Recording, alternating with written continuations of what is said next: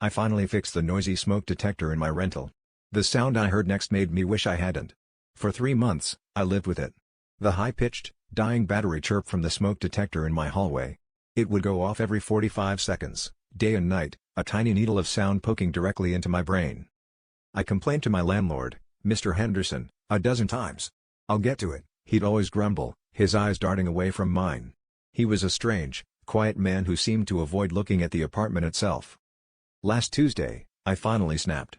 I grabbed a stepladder from the garage. The detector was a cheap, old plastic model, yellowed with age. I twisted it counterclockwise, expecting it to pop right off its baseplate. It didn't move. It was stuck. I had to use a flathead screwdriver to pry it loose. With a loud crack, the plastic seal broke and the unit came away in my hand. The chirping, which had been a constant backdrop to my life, suddenly stopped. The silence was deafening. But what I saw in the ceiling wasn't a wire connector. It wasn't even drywall. It was a small, circular pane of thick glass, set flush with the ceiling, like a porthole. It was dark on the other side. I frowned, leaning closer, my face just inches from the glass. What kind of old building had a void like that? Was it some kind of old air shaft? I cupped my hands around my eyes to block the light from the room, trying to see into the darkness. And something looked back. 2 eyes, wide and milky white, were staring directly at me from the other side of the glass. They were human, but wrong. They didn't blink. They just watched. I screamed, falling backwards off the ladder, my hip slamming into the floor. I scrambled to my feet, my heart hammering against my ribs. When I looked back up, the eyes were gone.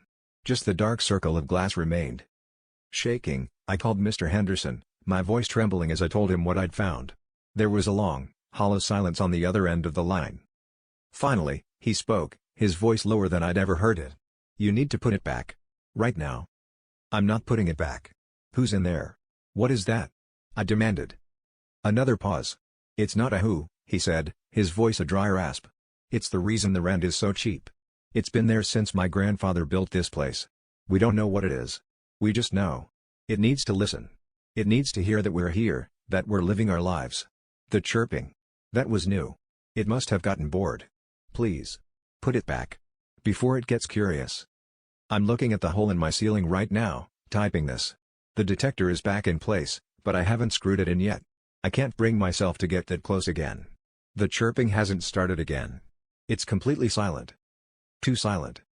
And I can't shake the feeling that the silence on my side means it's listening to something on the other side now.